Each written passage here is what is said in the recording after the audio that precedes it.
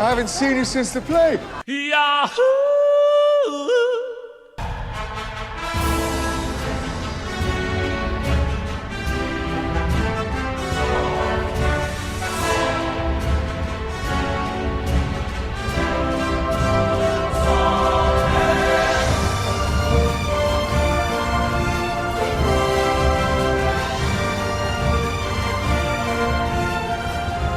Once you stop one of these habits, it then becomes incredibly easy. Every subsequent time is easier to not do it. I just had this with Wordle, right? Everyone was talking about Wordle. That was the new hotness. Yeah. I was doing that every day, and then one day I didn't do it, and then now I haven't done it in like 6 days, right? I do it so randomly. I keep it in my phone, and like when I go on like Chrome to look something up or what, I don't know, I'll see it and I'll either be like, did I do it today? Right. Or, I mean, and if I don't do anything where I see that I have that page open, I'll forget about it. But like, I just do it so randomly. I do love it. I don't think I did it today. Oh shit! Oh no! You gotta go. I gotta go. Do it live. Wordle score. gotta keep my streak. Yeah. Once my streak was broken, it's like, well, I had this with my grades. Because I had all... Second you got a B, you just fucking tanked out I was like, well, fuck it. Right? Because I had straight A's for my entire academic career. And then in high school, I got like 1 A minus. And then I was like, oh, okay, it's fine if I get A minuses now. Because like I'm not valedictorian. Our school had 4 valedictorians who never got less than an A. And I got, like, a couple less than an A once. I maybe got, like, by the time I graduated high school, I got, like, a B plus on one class, right? Like, that was it. That's still insane. And then college, again, for scholarship reasons as much as anything else, I had to keep my grades up. And I did that almost all the way, but by the time I graduated senior year of college, I did have my lowest grade of all time, which was, like, a C plus. C's get degrees, baby. C's get degrees, as the saying goes. It was the only one I'd ever gotten. I was so burnt out and stressed out and tired, like the classic senior disposition. You made it through 4 years. 4 years where I was an RA. I was doing extracurriculars. I held other jobs. I was an officer in clubs. It was gonna happen. And I got a C on my way out the door. That was, and then the rest were A's, you know? I think but I got that 1 C. You're like, I swear it was the first time in my life. I learned a lot. Elementary school. You can't give me this, teach. Come on, man. But I learned a lot in the class. It is a class I think about an awful lot. But it was like an anthropology course. It was cross-cultural masculinity, where we learned about the representations of masculinity in other cultures. I was like the only dude in the class, and but I was like, I had not at that point really learned how to write a paper in a way that this teacher would accept. Do you know what I mean? Like, I knew how to write. It had more to do with structure than it did with content. Exactly. I knew how to write English papers. I knew how to write film papers. They didn't like the way that I would argue a point. And so it was just like, okay, whatever. Like, I'd spent 4 years, writing scripts and writing film papers and English papers and psych classes I did well in, but this one anthropology course, it did not jive, and I did not have the time to jive. Do you know? I was too busy to jive. Nary the spoons. Also, if it's your last semester, what are they gonna do? Take your fucking scholarship away? Exactly. There was nothing I could do that, like, I don't even think it was a necessary credit. It was not like, oh, I have to take this one I need the Spanish class to pass. It was not that. It was, I took a Spanish class for fun to learn Spanish. It was very hard. It's hard to just like kind of try to learn a language on top of everything else you're doing. Yeah, that's an incredibly difficult task. It's something at my more lonely times in the last few months. I'm like, should I go back to college? I know a lot of people that are like, I've considered. I'm like, should I go to grad school? Should I just like take a? Should I take like a sign language class or something? Do you know what I mean? Should I learn ASL? Or like, should I go learn Spanish or something? I feel like everyone should learn sign language, and I feel like I should too. Like, I'm like, I just feel like it's so useful and just. Yeah. Do you want to, Jace? Let's go to CUNY. Let's take a fucking ASL class. Oh my gosh. Let's fucking do it. That might be pretty fun, actually. It might be worth it. Just like one class. It's not like a course load. We can. We can. You know what I mean? We'll study break. We'll break it out. One class. I feel like we could just look. Well, then we take more sign language but through like YouTube. You take one class at a time, right? And then and then eventually you've completed. But Caleb, the second we go through a week where neither of us go, we're never gonna do it again.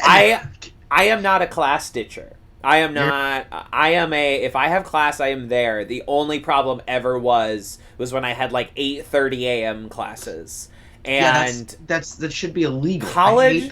College was a time where I was staying up every night until the sun came up, every single night, because like all of my degree is in screenwriting, writing scripts for film and television, and all of those classes were 4-hour night classes. Once a week you met for 4 hours in the evening, you brought in your work, and then you left to go do more work. Like it's because you needed scripts to do anything.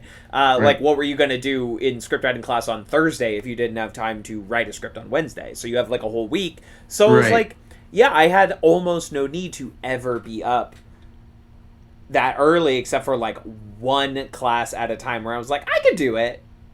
I can make it work. I couldn't make it work. No, the second, because it's like freshman year, you're given classes where it's like, okay, you might not have much control over how early your classes are freshman year. After that, or maybe even coming into like second semester freshman year, you're like, wait a second. Hold on a minute. I can start my day at what time? And freshman year, you're also like, you're still kind of on high school schedule. In like you're obviously when you come in and you're doing an early morning class, it's not that out of the ordinary for you yet. Right, because like I don't know, like if you were like me, you had to get up pretty early to like make sure you drove all the way to school. Wake up at like 6 to go to high school. Exactly. So like freshman year morning class was like no biggie, and then by senior year of college, morning class was biggie, biggie. Good. That dog did not hunt. That dog don't hunt. You're not ready for prime time.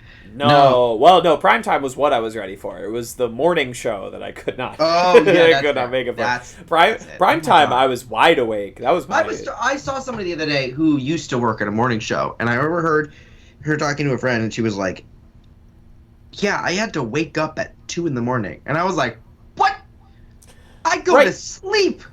Exactly. 2 a.m. You have pre-pro before the show begins, and then the show comes on at like, depending on what if you're Regis and Kelly, I don't know who hosts that show now, but if you're Regis and Kelly, that show starts at like 8 a.m. New York time. The thing that's when you crazy about it to me though is like, who's watching that?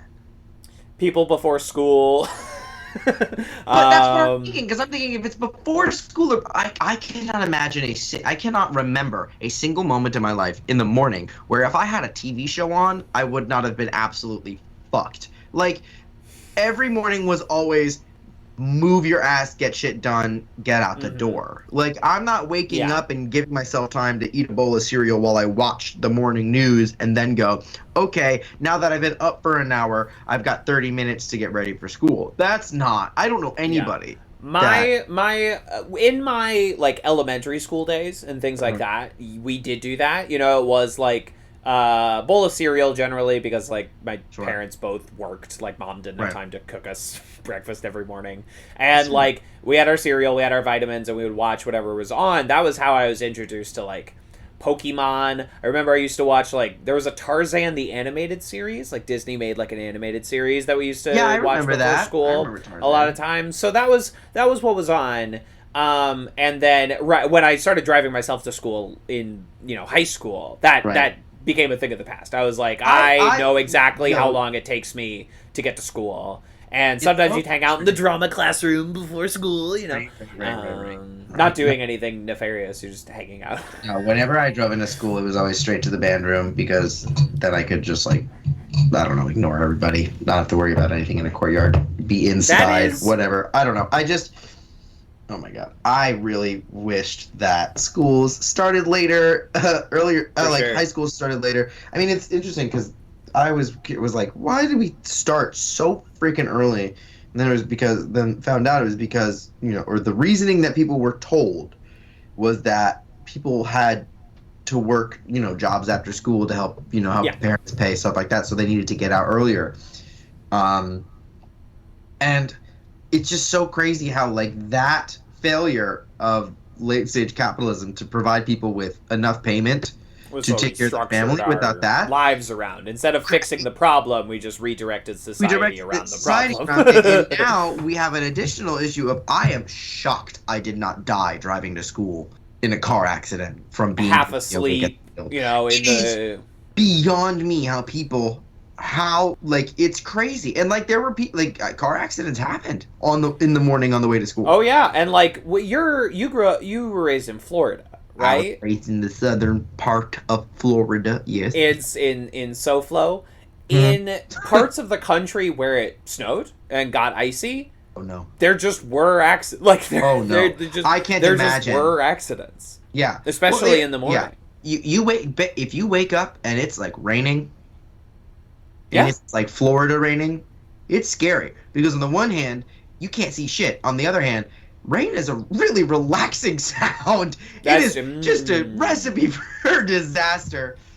Oh, yeah. No, I cannot imagine having to drive through snow to get to school. That sounds... Oh, yeah, it's rough. And especially, like, early morning or late at night before the cars have warmed everything up and, like, the layer of frost or ice has, like, melted. I'm not sure I've ever actually driven in snow, now that I think about it. Maybe I have...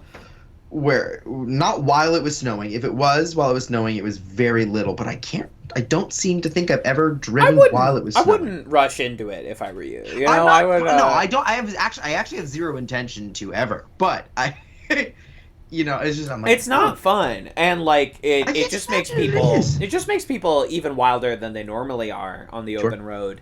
But something you said earlier is actually, it's not like, it doesn't like bother me, but it is something that like I'm always making fun of about movies and shows, is that like you watch these shows of kids who are in school or like high schoolers in school, and they have like whole lives before morning class starts. routines. They have like they'll like stop by their friend, like super bad, right? It's like they have like a whole like to do. They stop by each other's houses. They have back and forths with their parents. They go to the supermarket. They like have these long conversations about their day. They do things before school. It does not make sense. What are you talking about? I don't know anybody who did anything before. Maybe you hung out in the parking lot before school, or right. No, that you did. You hung out in the parking lot before school, or maybe in the drama room or the band room, where like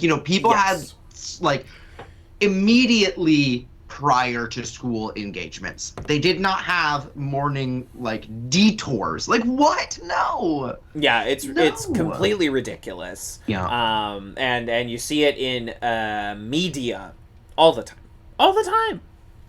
Yeah. Screenwriters are full of shit. I feel the same way about when you see bullying reflected in movies and TV shows, where I feel bullying does not generally feel authentic as depicted in at least American, like high school fiction. It feels bullying in movies and TV often feels like someone copying what they've seen bullying be in other movies and TV shows. Yes. It does not feel like my organic experience here is, for me, the most insidious form of bullying that I can kind of reflect on are the people that hang out with you like friends. Yeah. That just pick on you in a way that is... bullying is far more gaslighty than it ever is depicted to be, in my opinion. And in my experience, right? You're always made to feel, I was always made to feel like, no, these are my friends. Why would they be? And then I was like, oh no, these people like are evil to me, you know? And so it's like, that there are, of course, cases of like straight up just like pick on this one kid because they're a weirdo. For sure. There is like head in a toilet, shove in a locker. I'm not saying that kind of bullying doesn't exist. Well, also like the number of times that happens at the hands of some like meathead doofus who's like, get you swirly, like that's not.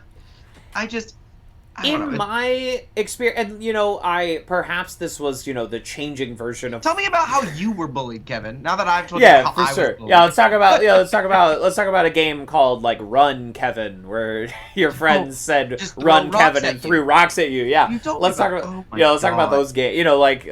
Those kind of games, or like it's dumb Midwestern high school shit of like people bullying you by calling you gay and whatever. It's not. Like when I watch a movie and a TV show. When I was in high school, I was in drumline and I had my long hair or whatever. Out of nowhere, it just started happening. It was like for a week or for a couple of shows. It was mostly this one time. I walked up and all of a sudden they started going, "Who's the new girl?" Which it didn't really bother me, but I could tell that they were trying to. It didn't really bother me because it was affirming and I didn't know it yet. But they were trying to get you, and you knew they were trying to get you.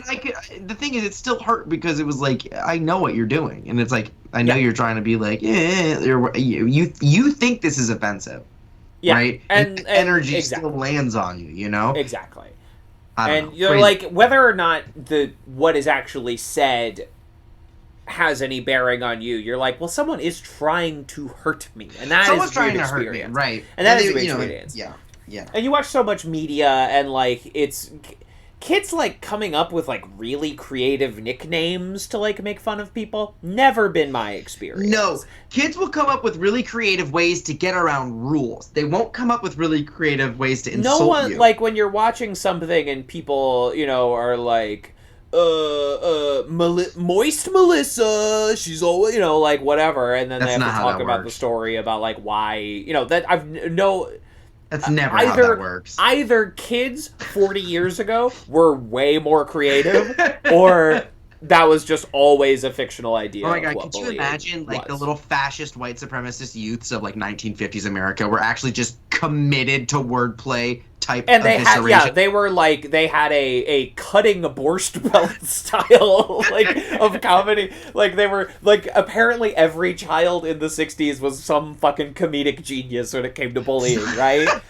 Or it was all completely made up from the very beginning. Whereas, like, an honest depiction of bullying. Last night I was watching the movie Broadcast News in bed. One of my favorite little movies. I feel like you've talked about that one. I think you probably. I love that movie, and I relate to it more every time. But like, there's a scene. The movie begins with like our adult characters as young people, and we see, and like something happens to them, and then it flashes at the bottom like.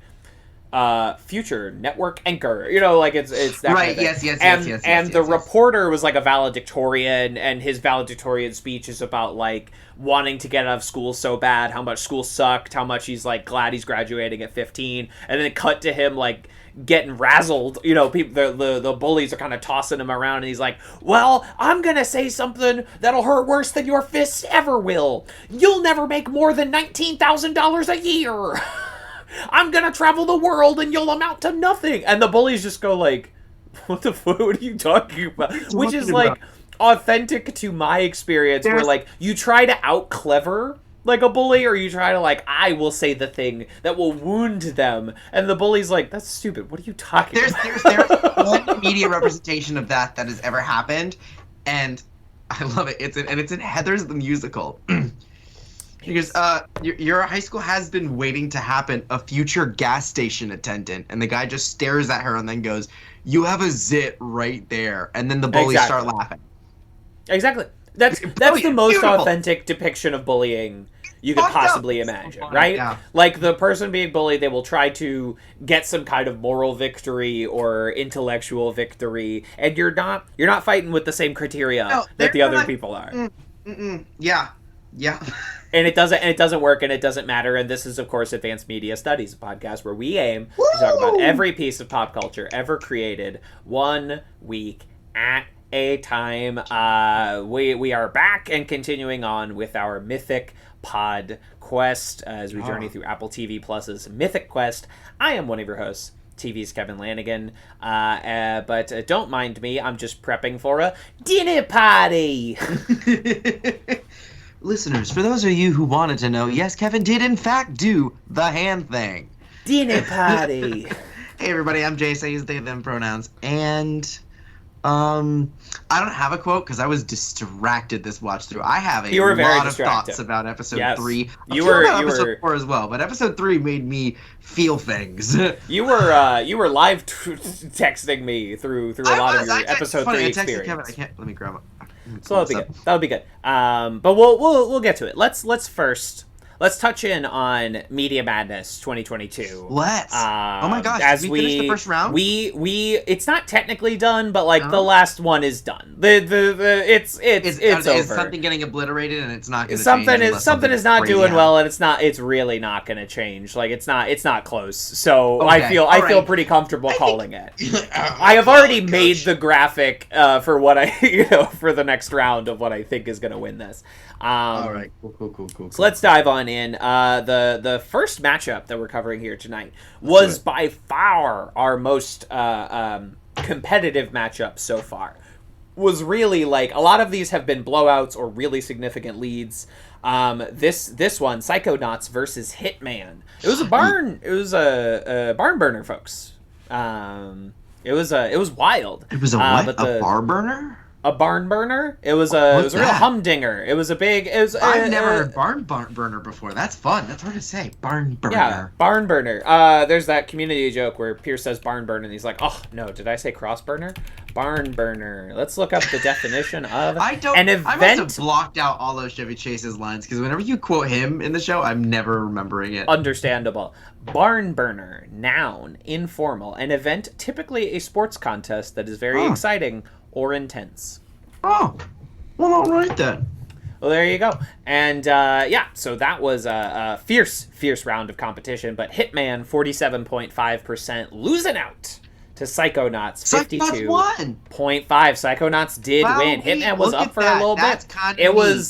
Hitman was slightly ahead before we went to bed, and then in the morning it woke up and Psychonauts had just crept it out. I just eked it out. Hey, listeners, real quick, if any of you want to send me money to buy Psychonauts so I can actually play it, we'll figure that out. We'll if it wins. Or on the other hand, if Jace, you want to you'll send me be money able for the new Horizon game that's coming out that I also really want to play. If it wins, we'll figure it out, Jace. If it wins, you will not be asked to buy Psychonauts 2. I mean, the thing is, I've been meaning to buy it anyway, so I'm like, but like. Psychonauts 1 you can get for like $5. Psychonauts 2 will figure Oh, okay. I'll get the first one for like $5 then. I'll start with It's on sale constantly. It's 1,000 years old. It's from the PS2. You can get Xbox like no other word. Xbox. That's the era it's from. So I got it for like $5. I'm sure you can too. Next round after that, What We Do in the Shadows versus Zach Stone. It's gonna be famous. Wait, I missed this one. Who won? Zach Stone coming in at 36.4%. What We Do in the Shadows, dominating force, 63.6%. You know what? Zach Stone fought a good fight. That's an impressive statistic for his least well-known work. I think an impressive statistic for a show I still feel like most people are completely unaware exists.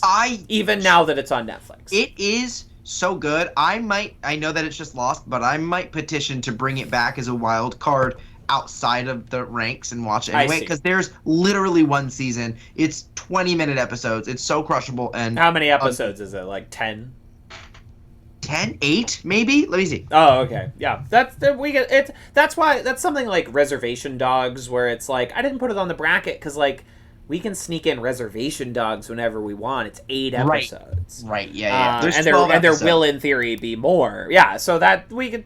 I'm not leaving it out that anything that loses that's easy to cover, we can't just sneak in at some point, right?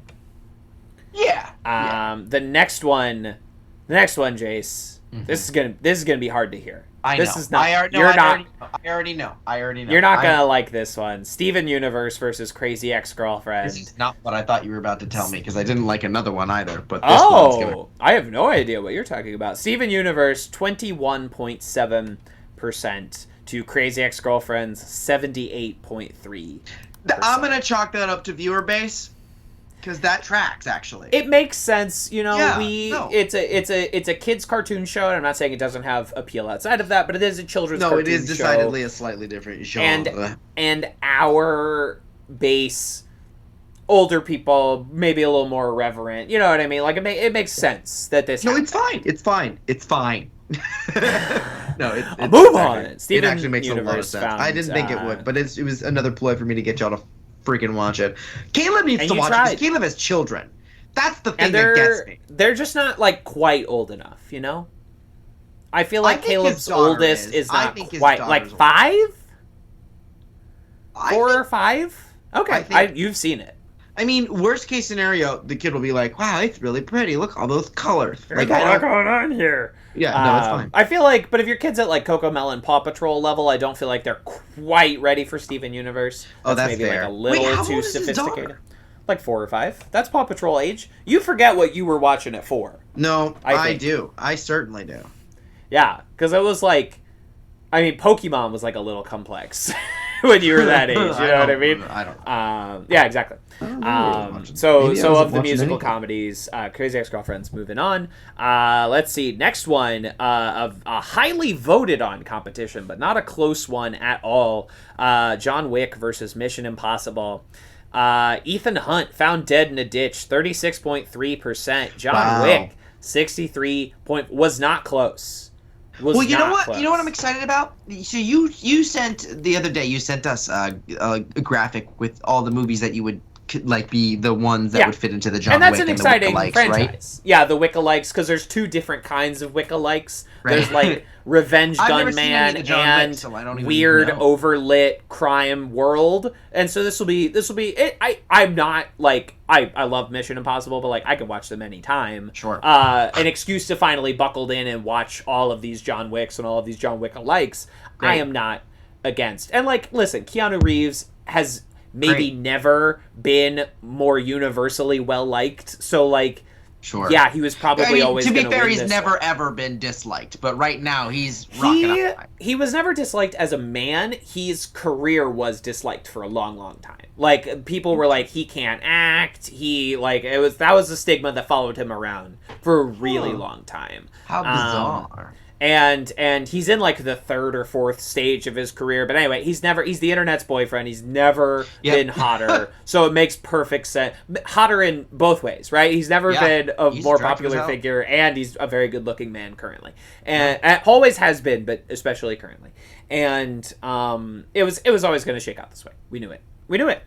And in the final matchup of round 1 with 13 hours left, but again, doesn't seem like the tide's going to shift in any meaningful way here. Person of interest, 37% to The Expanse's 62%. A lot of these matchups have been essentially that percentage. What's going on there? It's been like 2/3 to 1/3. What's going on there? How does that work? Huh, that's interesting. Who won again? Say it again.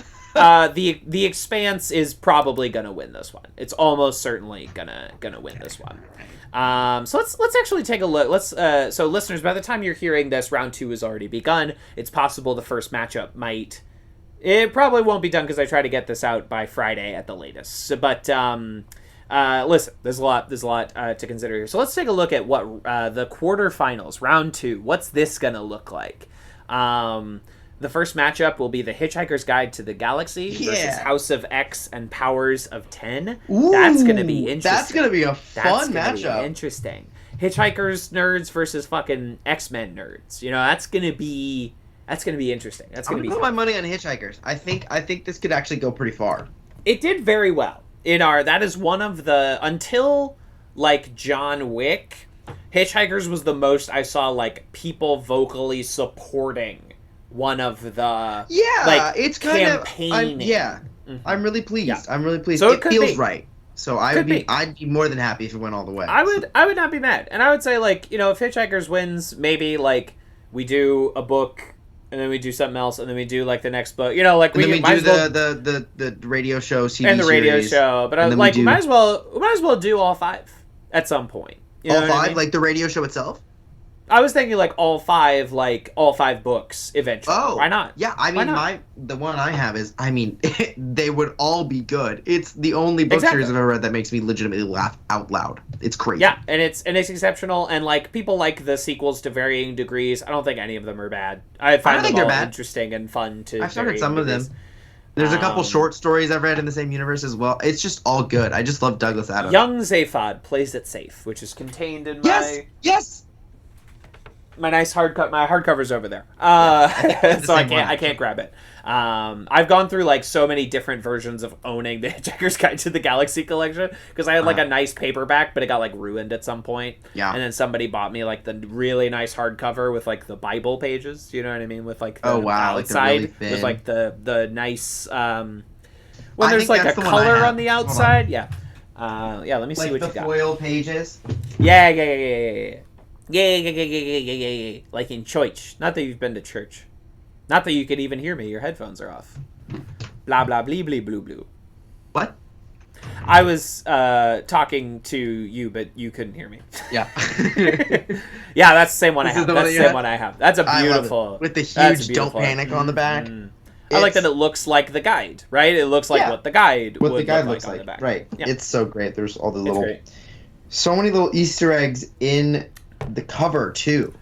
Yeah, it's great. Little mice down in the corner and the dolphins up at the top. Beautiful. 42 and the stars. Beautiful. Good book. Beautiful. Great, I'd even say. Capital. Then next, books versus video games. Speaking of, there's actually 2 books in this competition. Ain't we something? Look at that. The Broken Earth trilogy will go up against Psychonauts. Books versus video games. Who will win? Who will win? That's something. It's not a big deal. I almost went undefeated in the first round, and then Mission Impossible lost. I almost went 5 for 5. Could have been something. Could have been a contender. Could have been something. After that, hold on. Oh no, was Hitchhiker's Guide up against Caleb? Yeah, Hitchhikers beat The Office. Yes. Yes. That's my greatest win. It's my greatest win.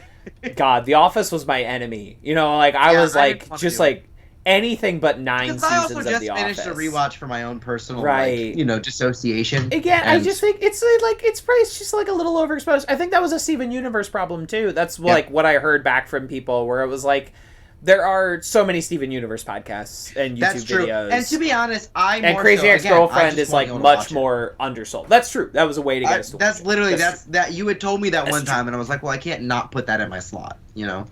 No, absolutely. And I think you should. Put that in my slot. Somebody put it in the slot. Stop me, please. Put it in the slot. Oh my God. Hey, you know, there's always next year. Maybe you bring it back. Maybe you don't. Who knows? Yeah. Or maybe I'll just watch it. Yeah. I mean, you could do that whether or not it wins or loses. I want to talk to y'all about it, God damn it. I know. But, like, I got, I've never seen The Wire either. I feel like I got to watch The Wire I've never seen The Wire either. Yeah. I feel like I need to. Maybe I feel like I need to, but, like, I just not. Last year, there was no good new television, so I watched all of The Sopranos. This year, there's so much good new television, I'm not watching anything that's, like, old. I'm not knocking out any of my backlog right now. No, I'm just too overloaded with the good shit, the new shit. I need to actually, like, write down my backlog. I finally started doing that with movies. Of course, it's predominantly horror movies from the 80s at this point in time. Sure. But there's some other ones. A good written list or like a letterboxed watch list. Those are you have options. I don't know, because the thing is, like, there's stuff that's on right now, and I forget that TV is still a thing, right? Like, I forget that shows are still releasing on a weekly basis. Like, that's still kind of breaks my head. Coming out, every week. They're doing it with Euphoria, which I somehow am not watching, and I need to be watching. I think. Have you seen the? I've seen bits and pieces. Okay, you've never, but you were not. It's not as if you watched season 1 and are not. No. I'm just now behind, and everybody I know is now obsessed with it, and I'm That's the show. That's the show everybody's watching. It's the hot show. It's the hot HBO show right now. That's the hotness. And my HBO show that I'm watching, Righteous Gemstones, comes on right after Euphoria. So after everyone else watches Euphoria, then I swoop in. I get my gemstones. I don't know that one. It's the Danny McBride, John Goodman, Adam Devine HBO show. It's about like a family that runs a mega church. And like, whoa, that sounds cool. Okay, the seedy backroom things. Righteous Gemstones. It's so good, Jace. It's so fucking. All right, and fine. season 2 has been on like another level. It's so good. That's Get awesome. John Goodman in your fucking living room every week? Are you kidding me? Great. I want more of that. Right now. Absolutely. Yeah, it reminds me of also another Apple TV show that I've been liking that is, I think, bound for a new season soon or something like that. Dickinson. Have you heard of it? Watched it? Dickinson is done. It's like 3 seasons and now it's over. Oh, it's over. I believe it is over. I remember Haley Steinfeld, because it came out around the same time as Hawkeye, and Haley Steinfeld was like, "It's so sad to say goodbye." Yeah. It's so hard to say goodbye to yesterday. Anyway, What We Do in the Shadows will face Crazy Ex-Girlfriend. That's a great pair up. That's a good matchup. I have no Honestly, idea who's gonna win that. No, there's no wrong answer there. Would be thrilled to talk about really either show. in the right lanes too. They complement each other really well. Man, I wish we could just do both, you know? What if we just did both? wonder. And then John Wick will assumedly face The Expanse. Another interesting one. Fascinating. That could go either way. I feel like John Wick might be the guy to beat. I still got my eyes on Hitchhiker's Guide. I don't know. I feel good about it. I feel like it could go all the way. It feels strong. It's a strong contender. It took down it's the Office Killer. It's the Office Killer. It took out the number 1 seed. Let's not immediately. Let's not discount that. I feel like Hitchhiker's Guide has a chance. And like, listen, it is going up against the X-Men, but like, nobody reads comic books. No, so like it's working at a kind of disadvantage, you know? So Hitchhikers has a chance to take it all the way. John Wick is not necessarily what I want to win, but I do think it is the guy to beat. I do think John Wick is the new number 1 contender. Fascinating. Maybe that's just so I feel better about it beating Mission Impossible so thoroughly. Maybe so thoroughly. Like, it's the guy. It's like that Michael Shannon quote about Batman fighting Superman, because Michael Shannon played General Zod in Man of Steel. Oh. And someone asked him like, "Oh, who do you got, Batman or Superman?" He's like, "I do not give a shit. I could not possibly give less of a shit. I guess Superman, because he killed me, and you want the guy that killed you to kill everyone else, right? So that means something." And then he starts talking about like a serial killer Superman in the interview. The interviewer asks him like, "Don't you think serial killer Superman will be lonely?" And Michael Shannon goes, "Well, we're all lonely." I love him. Wait, so much. Michael Shannon, you'd know him if you saw him. He played Zod in Man of Steel. Not that was like, that's not his finest work. Great character. He was in Shape of Water. Did you see Shape of Water? I didn't. I've been meaning to because I really want to. Shape of Water, The Runaways. I'm looking. Kangaroo Jack. Knives Out. He's in Knives Out. Huh? He's the guy with the cane in Knives Out. Oh, yes, that's right. If you think Dad's giving you a single red dime, you're nuts. Yeah. Great actor. Anyway, Michael Shannon, check him out. And and he was in Superman 2 also? Superman 2, like 1980. Superman 2? Superman 2. What? Who he play? I don't. Like a child? He's in like Groundhog Day for like 1 second. Which is kind of like a cute cameo. Who the fuck did he play in Superman 2? Did they use his footage and like put it backwards in the movie like Anakin? I don't know what that means. Yeah, Caleb would know. If Daddy Host were alive, he would know. If he were alive. Mark Shannon, right? Michael Shannon. He is not in Superman 2. I'm not seeing it. I think that might just be a mess up on Google. Oh, well, you were looking at... See, that's the... Oh, God. I got to break so many people of like typing it into Google, because Google just algorithmically pulls anything that is kind of related to a person, and it will give you the wrong idea of what they've actually done and who they actually are. Gosh, so he was not in that. I was like, he would have been young. A child. Yeah, 1980. Because, Superman 2 came out in 1980. Isn't that bananas? On the Nugget? That seems weird. That seems late. Really? Yeah. You thought it came out earlier than that? Yeah. I felt like I thought I was mistakenly under the impression that, like, Superman 1 was, like, 72. But that can't be right. 1978. Okay, yeah, I was very wrong. So that explains why I thought it was... late. And now the timeline checks out. At least what I thought the timeline. And we're back! Yeah. No, and we're back. Sports fans. Welcome back to League Play. And anyway, we'll see you next week for round 2. It'll be exciting. Who will win? Let's talk about some MQ. Let's dive in. Let's go to let's revisit our friends in the offices of MQ. I got all of this. The women of this show 100% save it for me. Oh, yeah. Like, without a doubt, if they weren't there, I would not watch it. I'm, like, fundamentally, I'd be like... No, you would have bailed. You'd be out by now. I absolutely. If they were not in the show, I would bail.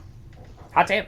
All right. That's a hot take for Season 1, Episode 3. Dinner Party. Almost didn't do it. Whew. That would have been disastrous.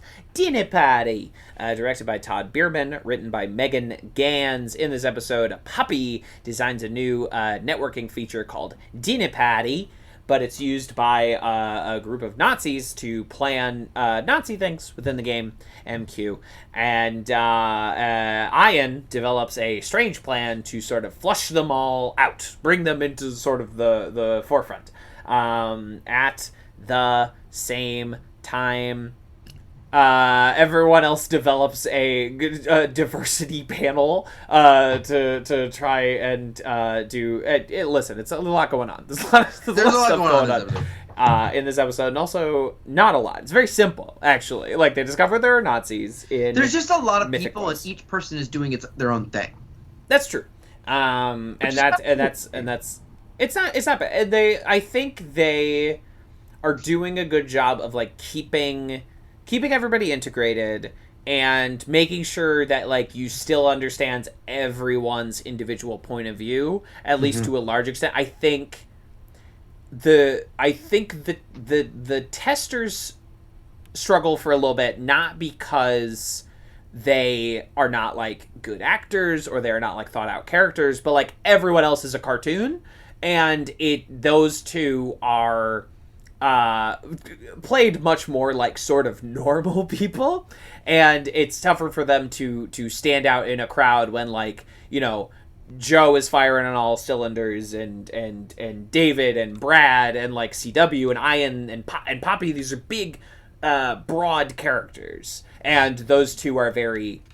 I don't think that they've been given permission to exist in a larger sense. I think that they haven't been presented with large enough conflicts to cause them to actually have to react in any sort of way that would result in a meaningful character. No, I agree. And the way that the other characters have been, and the show is aware of that, right? Like, the people behind the show realize pretty quickly, like, we do gotta spice this up a little bit. Which is why, like, by episode 4, they're already trying to shake up the dynamic and bring.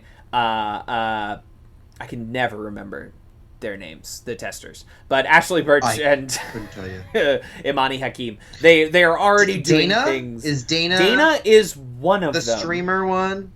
Okay, Dana is the okay, and then I'm sorry, I can never remember, but it doesn't matter. They already know that, like, we need to keep this interesting. We need to shake it up. It can't just be like, and then we cut to queer yearning for a couple minutes, and then we cut back to the plot of the episode. Yeah. And we're already seeing that shaken up by as early as, like, episode 4. We're like, okay, we're introducing. Which, to be fair, like, in my opinion, if you're gonna do queer yearning, fucking don't do it for a whole season. Just do it an episode or two. My God, we're tired. We're tired. Pull the trigger, you know, like, and hey, this is my own personal mileage. Just being cute doesn't get very far with me. Do you know what I mean? Like, I need some more sauce on that steak. I need, like, cute is I'm not against cute. There are many things that I find cute, but like if it's just cute, I'm gonna lose interest. Do you know what I mean? Which is part of the problem with my dating life. I think I'm trying to figure out what you're referring to. Like queer yearning, it's very cute. It's very nice. It's very tropey to me. Queer yearning is just like, hey, we can't actually show queer kissing, so yeah. No, that's all like, we get it. We're tired of the queer yearning. It's like we all relate to queer yearning, but at the same time, not for that long. My God. For sure. It's like any, sort of bubbly will they, won't they. I'm like, for the love of God, I need you to do it or don't. Right. Because like I don't become invested. We talked about this a little bit with like Jeff Annie stuff, but like I don't become invested in a relationship on a television show until it is a relationship. And it's not like a conscious choice. I am not interested in stolen glances past a certain point. Like right. The couples on television that I have invested in, Marshall and Lily on How I Met Your Mother was like a big couple that I really enjoyed. Sure. Or like there's a bunch on Lost, but I would say couples. Like they are coupled up, and I think in The Office is a really fascinating case. But I think the way that Jim and Pam are portrayed is beyond yearning, and they do have a relationship from the start. What worked about Jim and Pam, at least in the first 2 or 3 seasons until they, make it a thing, right? Or until they, like, consummate the relationship, It is that those two characters still had a dynamic that wasn't just like, and now I'm looking over at you. Oh, and then I look away, and now you're looking over at me. No, they functioned like they were already in a relationship. They had those characters had a dynamic, and yes, it was flirtatious, but it was there was dynamism to it. Again, to the tester's just like sitting on a couch, like kind of looking back and forth. It only gets me so far, personally, for different reasons than it only gets you so far.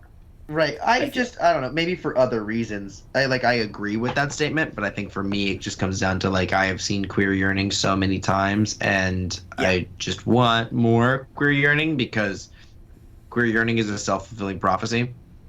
Mm-hmm. The more queer yearning we see, the more we yearn for something other. I don't know. God damn. Then it becomes but it's just so accurate for your experience. It's like, okay, but like maybe not do that anymore. Show me the idealized version of my experience. Have a little creativity. Let's go.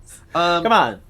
I'm sorry. I feel like I'm being too hard on it. No. I no.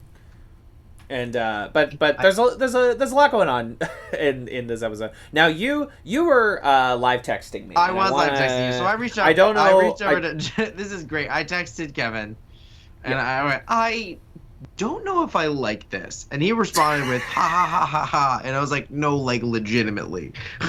Like I was like, I didn't realize that. Once I looked back, I was like, I don't know if I like this. Is a kind of funny thing to say. And it was funny. I wasn't. I wasn't dismissing it. It was objectively funny. When you laughed back and went, oh, he just didn't understand what I was trying to say. No, I mean, it's also funny if you don't. Like, I'm not trying. It's not. I'm not. My intention is not to diminish your feelings, but it is funny to express that, especially because, like, if it was a show that like made you morally uncomfortable in a way that is not like good to engage with, we could stop covering Mythic Quest. You know what I mean? Like, there's no reason to subject you to that. Now, I assume it is related to the Nazi thing. I assume. I would go as far as to say that it definitely has to do with the Nazi thing. It has to do with the Nazi thing. No, it's. I also have feelings about the Nazi thing. Yeah, it's. There's a few things. God, I wish I had actually written them down, but I was kind of whelmed. There were a few lines where I was like, this episode whelmed me. What? I was whelmed. There, but just like I don't know. For me, and this is a similar issue I had in the next episode as well. Translated it slightly different, and I've talked about this with Community too. Actually, the idea of when we present these kind of characters with these behaviors, even if we know that they're wrong, and it's under the lens where we're even talking about it in context of the show as these are wrong, these things are wrong, these things are not good, but we're still laughing at them. It presents these ideas as laughable and like not actually that big of a deal. As the episode went on, I felt that they did give a lot of weight to the topic in points. Like they, as the episode went on, part of my mindset shifted to, well, they're having an important discussion about a very real thing that's happening, right? A few jokes here and there found to be a little bit in poor taste. But also, I'm also seeing there's something philosophically tied to video games and the relationship to violence that they're playing with, and the relationship to hate groups, which I think, like, if you are making a television show about an online video game, you need to talk about it. It is something that you will have to address at some point, right? And for some reason, for me, it took watching the rest of the episode for me to realign that lens and be like, oh, okay, I understand why they have to do it like this, and so certain things like that were like, okay, fine, but then there's a few. I don't. At the same. I agree. It's not a crystalline, picture perfect approach to. I'm not even looking for subject perfect matter, as much as just, like, there's certain things. Okay, so there's a line that they said that stuck out to me that I kind of really wish they hadn't said, but I'm sitting on it and I'm stuck on it because something about it is intriguing to me. But it's when they said, if a Nazi carves a swastika on a tree in the middle of a forest and nobody's there to see it, does it matter? And they say no, not at all. And then they say no, which I would rather you not put that button we don't need to go there, right? Like, I kind of like the reappropriation of the Zen cone. I find that to be interesting. I just wish you didn't button it like that. Do you know what I mean? It felt like they made that a very important line. And to me, like what that says is, hey, it's okay to spew hatred as long as nobody can see it. And I don't agree with that. Right. It felt like the show was telling me the answer to the equation, whereas I'm like, well, I don't necessarily agree with your answer. It also felt like a punchline because what they absolutely could have done was say, hey, you somehow managed to isolate all of them. They're now being kicked out, right? They're now being kicked out. They're no longer safe in this space. Instead, what they did is they removed them from the situation, but still gave them their own... Like, they're trapped in their echo chamber, and now they're fighting each other. And it's like, okay, that is in certain aspects, like the comment on an echo chamber as being punishment falls flat for me. Because echo chambers are not punishment. Echo chambers... They love it. That's how it festers. Exist, that's literally how they develop. Right. So... right, and burying them in a distant server and then they do the fucking Raiders of the Lost Ark shot. It's as a piece of television plotting, I think it is a clever solution from that standpoint. I agree with that, moral. Sure. There's something about taking there's something about taking the subject matter of Nazis and fascism and turning it into something that is trivial. It's exactly the word. It trivializes it in a way that obviously, like, I am not above making fun of Nazis. I am not obviously we are not. Does bring up an interesting point as well, because there is a lot of discourse about the idea as to whether or not. Then this discourse popped up when Jojo Rabbit came out too. The idea that to portray. On the one hand, there was a response to after World War II, and as time has passed on, there has been a tendency in a lot of manners to depict Adolf Hitler as an idiot, and Nazis as like, these are the bad guys. Fucking laugh at them. They're stupid, right? Yes. And the discourse, let's not use that word. The way that we talk about it has kind of shifted a little bit to say, hey, we don't need to do that. We don't need, because it sort of trivializes what's going on, and it's such a real threat that it's right, and I think the the happenings in Charlottesville and really everything that was happening around that time. Well, that's the other side. They were able to make a really wild commentary to to Charlottesville. Yeah, but there was a big like, I feel like that was a tone switch for a lot of people. That was a big like, oh, this is true. And anecdotally, in my summer before moving to New York, so it would have been the early summer of 2017, I made a web series, and it could never come out because the B story of the entire 3-episode web series was like this hilarious idea of like, what if your boss was like an old school Nazi? And the joke was like, oh, haha, this thing from the past is like existing. But then everything started happening, and like, that's not a funny joke anymore.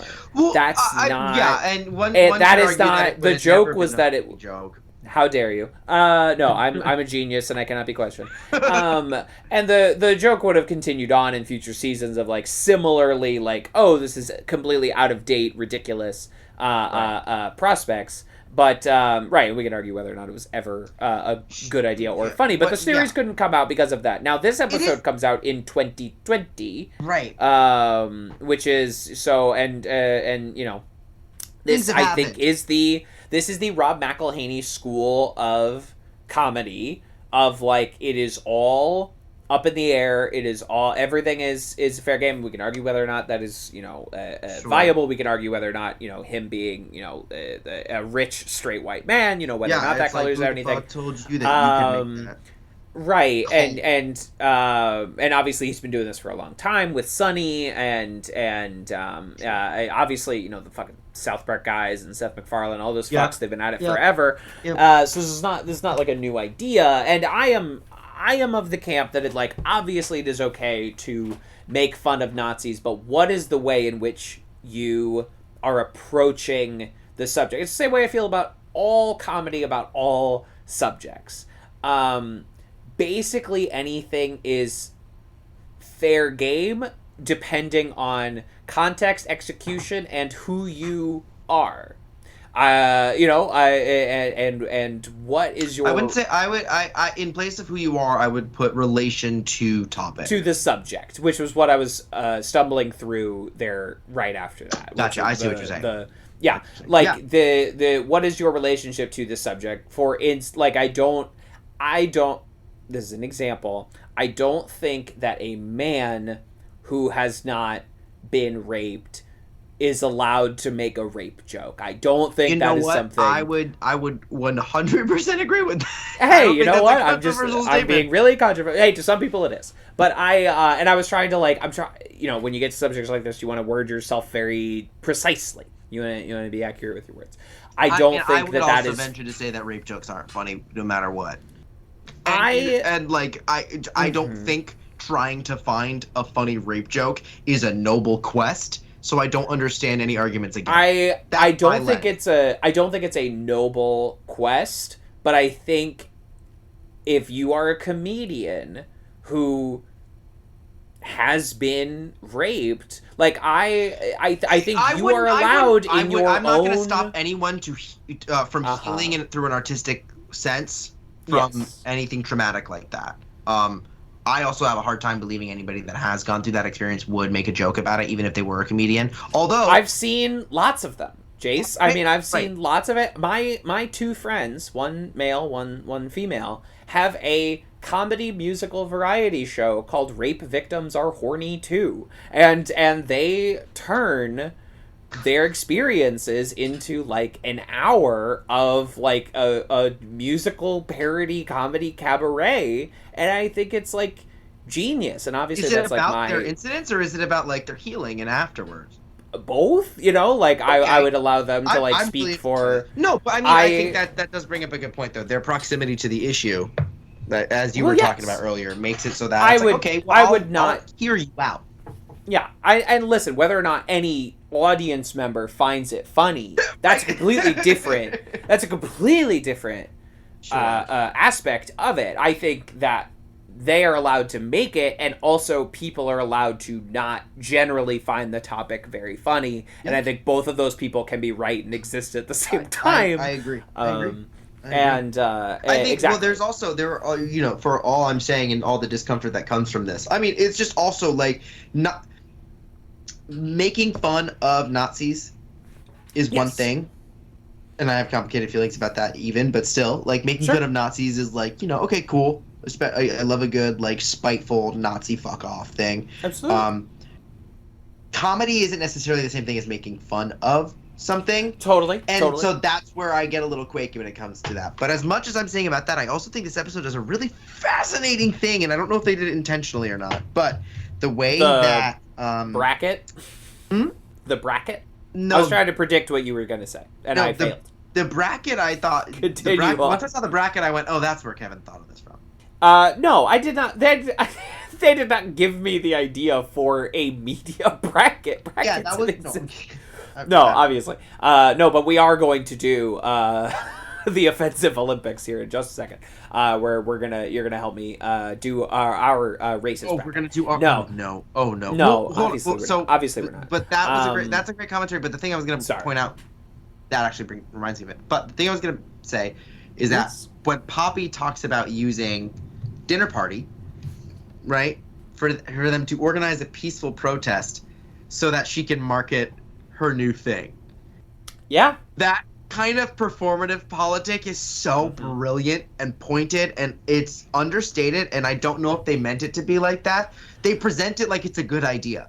That which is the thing. I don't think they do. I don't think anyone besides Poppy ever considers it to be a good idea. And in another show, there's something that I like about the way they cover Poppy, is that it is not as if Ian is a bad man and Poppy is a good person trying to do like all the best things, and like a lot of shows would go that route.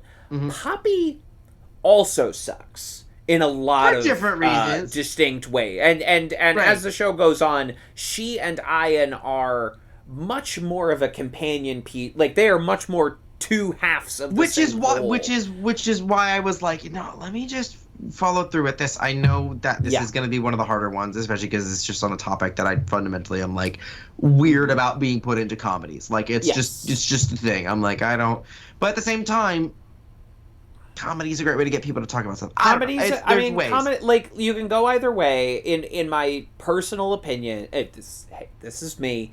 I do think that, like, again, like everything, depending on context and perspective, you can make fun of it. You have like Charlie Chaplin's The Great Dictator. I am obviously a big Mel Brooks fan, and you have the producers, both original film and Broadway musical, which I'm sure there are complicated you must feelings. also take into account the fact that, like, okay, Mel Brooks, Jewish, like capital J, Jewish, fought in that war. Right, he was there. Can do whatever the fuck he wants. I agree. Because so he was like right. But now that's a really great example, because I don't necessarily think we should be doing regional productions of the producers anymore. I don't think it actually serves its purpose, because what we end up doing is we put a bunch of fucking Nazis on stage.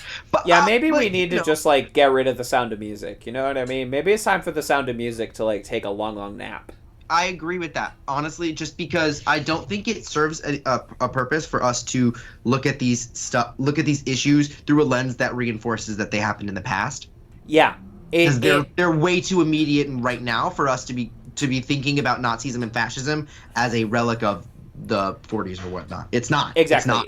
It distances it in a profound way, because like, we're setting a fun, family-friendly historical musical against it, so like it's of such a bygone era that like we don't even have to worry about like anybody who was there feeling offended by it. Obviously the Sound of Music was written a long time ago, but you understand what I'm getting at. Well, the Sound of Music is a true story. Like it was written to teach people about loosely, barely based, but yes, too far off past. Sure. So it's but I love the way that they integrated Poppy's performative allyship into that, into her solution, because it still fundamentally was self-serving. And not what it just and then they took advantage of that to say, hey, here's all these peaceful protesters. What would someone with basically? It was also, I thought personally, I got Kyle Rittenhouse narrative all over it. Like, wow. If someone, and because she says, well, if you, what does anybody who brings weapons to a peaceful protest, what do you think's gonna happen? Right. What do you think they're doing, bringing weapons to a peaceful protest? Yeah, and it's so that like they can get shit. someone agitated enough so that they can call self-defense later, right? That's why they that's why they're bringing the automatic rifle to the peaceful protest, is so that they can like claim self-defense later, right? That's the reason why they're doing it. And it's all very interesting, and it's all mixed in there. We talked about the bracket plotline very briefly. And obviously it's mostly just like a joke dispensary machine. I do think it is also a not the most clever commentary you've ever seen, but like good commentary. It is commenting on these topics in relation to corporate ass covering, which we have seen many different ways. We saw it in relationship to Community, right? And obviously the two of us are white, but with the Dungeons and Dragons episode being taken down for that one, but then you leave up all of the instances where like Chevy Chase is in literal brown face or doing a brown puppet, and so like, okay, so that's fine. Where he's like literally pretending to be these other groups. So like, and it's in relationship to corporate ass covering and these like census groups and all these things. I do think it is like it's a good basis for the joke machine that they make it end up being. Well, right? I think it's a really appropriate theme. I think that they handle it in a really self-aware and like cringy way. It's interesting because I could say most of this episode would fall under what I would consider lampshading of like, you know, this is a bad thing. It's the, you know what I'm talking about when I say lampshading? Easiest example to bring up is in Big Bang Theory. Anytime Sheldon says something racist and they go, Sheldon, that's racist, and then everyone laughs, right? Sure, the idea that right. Like, we're not actually getting rid of the thing that's a problem. We're just saying it's something that we shouldn't do. And then when the character in the movie goes like, huh, this bad guy's scheme sure is dumb, and it's like, that doesn't excuse the fact that you came up with like a dumb, like the plot of your movie is stupid, right? And you exactly. don't, exactly, right? It's lampshading. So that's a lot of this episode. But the other thing that's but at the same time, you know, two thoughts. First of all, I think it is kind of neat though to say, hey, look at all these people in positions of power and look how terrible they are. I was like, why do we need to see these things? And it's like, well, wait a minute, this is a relevant story to be talking about and a realistic way of demonstrating how shitty these people are. In a way that you still want to watch them, which is confusing, but I guess also that's just the way that we do cringe comedy TV shows now. You know, that's just the genre. The thing that I thought was cool about the bracket is that it plays into this, and the fact that it was pitched by these guys, it is analogous to an incredibly common misunderstanding of intersectionalism, right? And the idea of, okay, well, here's these different issues or whatever, right? And which one's more important? Which one's the worst? What are the oppression Olympics? You know, like what are the It's like, what's the worst? What is the worst oppressive force? You know, or what is this? And it's like, that's not how that works. It's they lean into each other. They affect each other.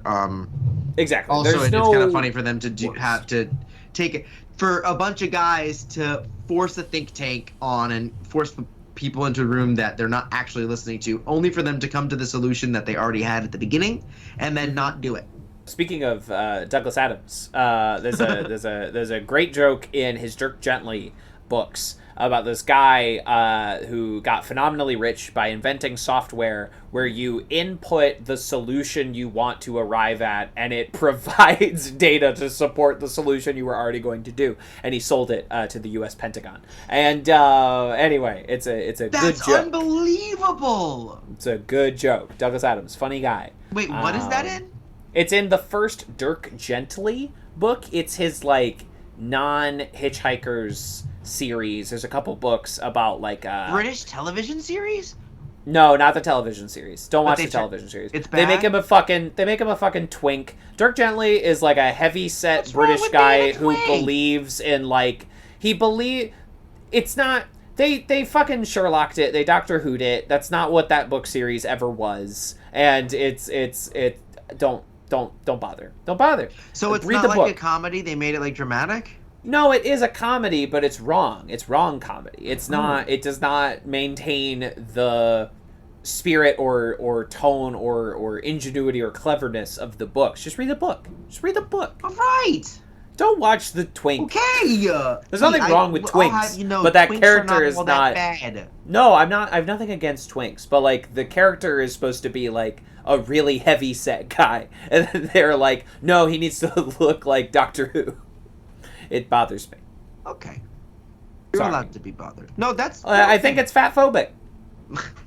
But yeah, I think it is a distinctly heavy set character. It's part of his character that he is an overweight man, and but you're like, no, he needs to be high. With the movie Holes, is that it's Stanley very true to the book, was... but Stanley starts off very overweight and loses more and more weight throughout I understand the story why that's not possible from a practical perspective. I understand why that's not, especially for like Shia, who is like 17. Yeah, I understand why you can't subject a child to that in the same way you could Tom Hanks in Castaway. Do you know? Right, or you could hire a bigger kid and just let him. Well, okay. I mean, certainly you could do that. There's also that. I guess I didn't consider not casting Shia LaBeouf there for a second, and that is me Dirk Gentlying the great words of Lewis Sacker. To be fair, what would that movie be without Shia LaBeouf? He's great in it. I think it's his finest. I think it's his best work. That's a good movie. That's a solid flick. That's a solid flick. I like it. And the fucking bop of the century, the Detent Boys. Digging up, digging up. You know, I've seen an unofficial musical version of Holes. I love that. Yeah, it was a fun time. A little long, but it was good. That song by the Detent Boys is not available in any legal capacity. It is our job as cultural archivists to keep Dig It by the Detent Boys alive and in circulation. Is it on That YouTube? Is our... Probably. But that's not legal. I'm saying it's not available in a legal capacity. You cannot stream it on Spotify or Apple Music. You cannot purchase it on iTunes. On streaming? Why would there be? It wasn't a movie. There is maybe one. There was a whole like soundtrack CD that you could buy, and I'm sure someone on Spotify has put a playlist together of the other songs from Holes.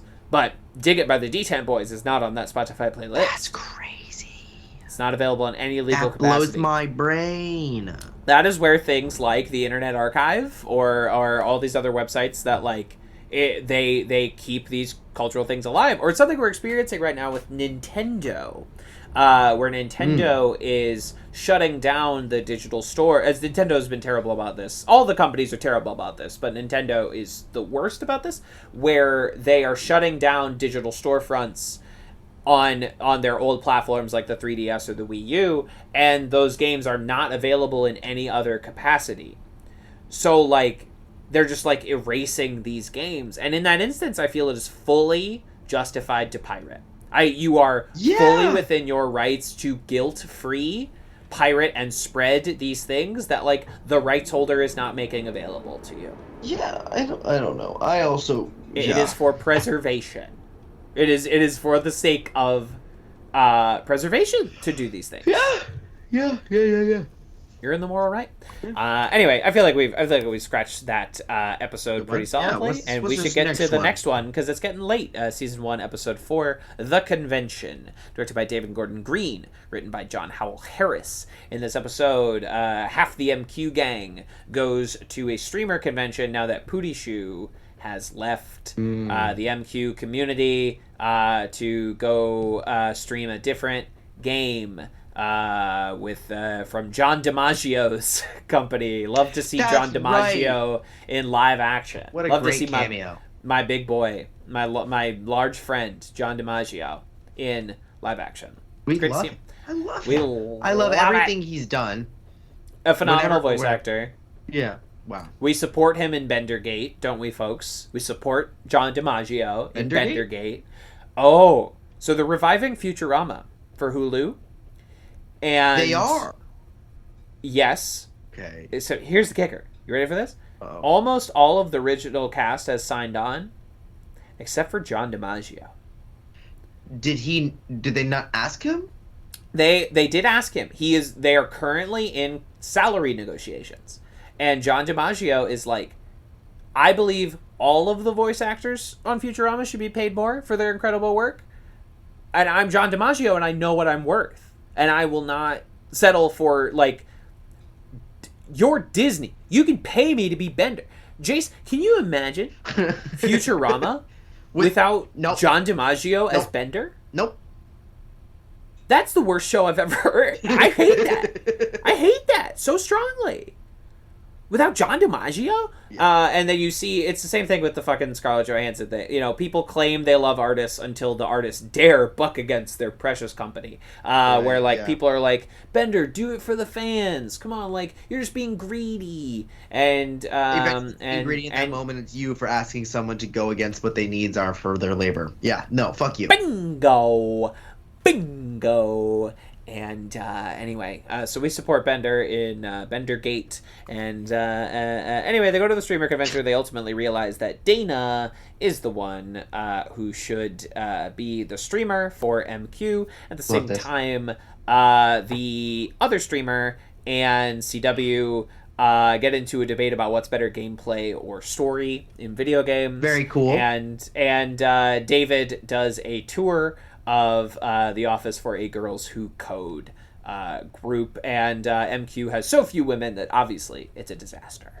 Honestly, the A story at the convention doesn't really do a lot for me. I know I'm like, we need it so that Dana can become the streamer for MQ, but other than that, there's not a tremendous amount of meat on the bones here. It's the other stuff that's more interesting to me. I love the story versus gameplay section. That's so fun. It's so fun. It's so funny, and it's a classic gamer debate. You know. It also plays into a classic generational divide that comes with video games. It's really cool. Really cool. It's really cool. I also thought this might be funny. A little bit iffy for me to take, but there was a little bit of a gender commentary in that moment as well, and I didn't hate it, so that's good. I think it's about as good as you can get from me when it comes to that kind of stuff in that scenario, where I know what the creator team looks like. The moment where the tour group comes in and CW is like, I showed her mine and she showed me yours, and then she's like, yeah, at first it was weird because he was old. But then it was really great. And I was like, okay, you're pushing the dumb quotient a little far. A little bit. She would know that sounds weird. He would be from a generation where, like, those were phrases that people used. Like, I'll show you mine if you show me yours. It's just, like, a little too far for me.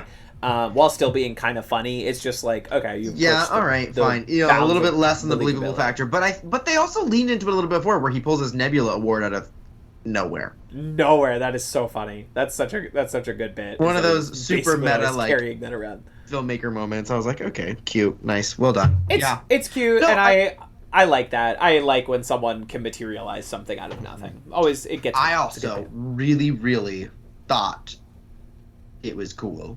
Wow, look at me doing English so good. I thought it was really cool how, as in their struggle to find a woman in this company to tell them about this, right? They're going through, and then you get very real commentary that's saying, on the gaming industry. I'm not going to lean into this fantasy, even though the idealism of it is something that we are striving for internally. And so it wraps up on a great note like that. I did like that they poked a little bit of a hole in it as well. She was like, it's a little sketchy that I'm streaming from the inside. Yeah, sure. But still, this is my dream, you know, like that kind of thing. It is a little weird, actually. It is a little weird, morally, but ethically. This is my dream. Absolutely, and that's all good. I think when they go down to the basement and it's a part of Non-Charla, and she just talks about, it's like, well, yeah, she's the only other woman, so we're actually very competitive because we're fighting for the same spots all the time, and it's not a great environment. We grow to hate each other. Right. Part of me loves and respects her, and part of me hates her more than anything else in the entire world. And then we go back to Sue. Yeah. We didn't talk about Sue at all. Sue is one of my favorite characters. Oh my god, when Sue came on screen, first of all, I was really uncomfortable in episode 3, and then Sue came on screen, and I was like, oh, I fucking love this.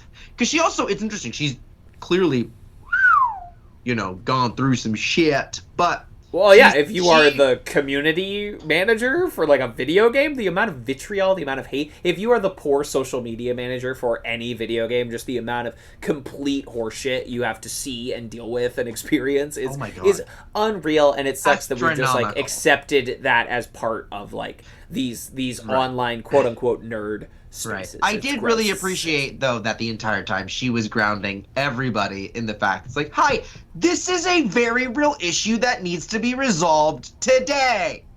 Yes. And it was like, okay, cool. It sounds like you're encouraging the Nazis. Zero is our target number. Zero is our target number. What a fucking quote.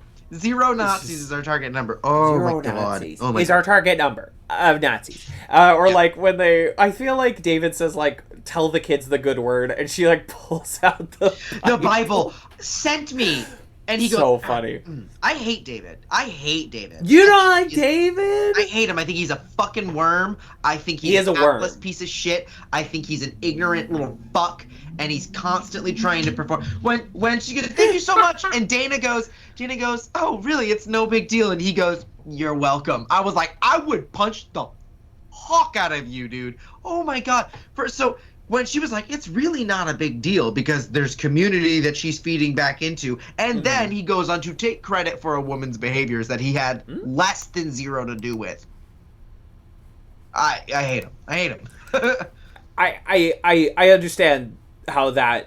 Him and his assistant. Actually, his assistant also picked... No! But here's the thing that's crazy. It's like, are they going to produce moments that are they going to produce moments that I think are funny? Yes, absolutely. The two of them are really strong character choices to throw a wrench into anything. But like literally, the more I learn about her, the more I hate her. Like she goes strong, and social, what about you? Christian, She goes, conservative.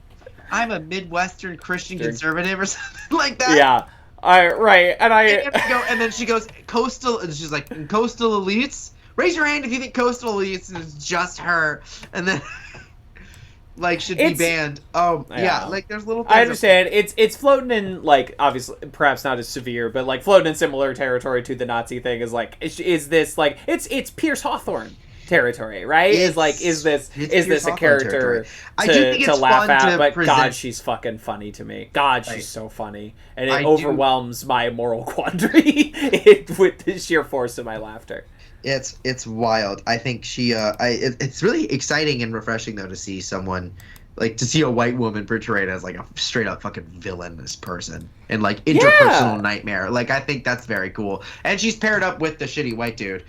Exactly. I think they work well. I understand your hatred of them. I think the show agrees with you. Yeah, no, but you can argue about the presentation, right? You can argue about the show agrees with you, but you do still have to watch these characters do this behavior. That's the Rob McElhaney school. Like the other thing is where CW. Sorry to go back to episode 3, but CW is like I updated and played off of an old apology I had to give at the Women's Museum of something, and I'm like very Pierce Hawthorne style joke. Pierce Hawthorne joke. I'm confused because you said that like a punchline, but it pretty much sounded like you're just admitted to.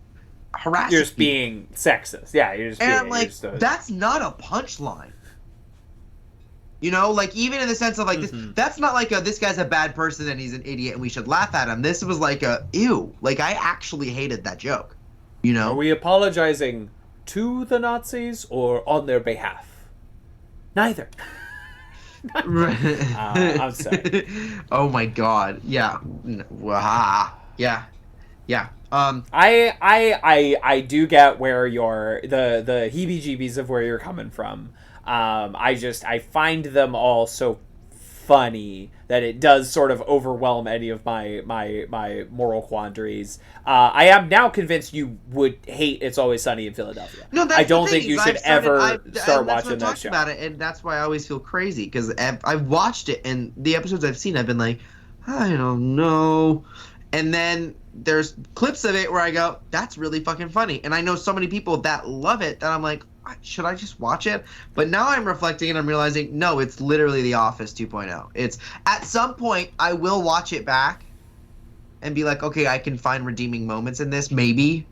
Or maybe I won't. Maybe it'll just get worse and worse. I don't think Is it worse than The Office in your opinion? In regards to what? Crossing the Quality? line? It's satire, yes, but there are sometimes oh god, satire. So here's the thing. I think we live in this is the real thing. We live in an age where the word satire means nothing. We live in an age where that word doesn't mean anything. Right. We live in a world where satire doesn't mean anything anymore. And the thing is, if you can't tell it's satire, it's not effective satire. And I feel a lot of the time satire without clarity of purpose, etc., are not clearly satirical. Yes. So I will say this, okay? Because the Office, I think, has a consistent problem of it's a Michael Scott problem where he's too likable for the things that they have him do. They almost canceled the show because when they first started, he was too unlikable. Yes, and if you go back and watch the original British Office, even season 1, Michael seems like beautiful in comparison. Like it's really like it's adapted from just like the most acidic, nasty show that like it has such a the British Office is so bleak in its outlook on corporate America. Maybe you'd actually like it more. No, it's not America. It's England. It's weird. I have a very what's his name? Ricky Gervais. I hate him. I can't stand him. Complicated relationship with him, but every once in a while I really like his stuff. Not all. I don't love the original British Office, but it has, I think, an outlook on corporate culture. I keep wanting to say America. It doesn't take place in America. Corporate culture that would align with yours. But even though it comes from Ricky Gervais, who sucks. And I'll say it. I'm brave. Just like Ricky Gervais. I'm so brave.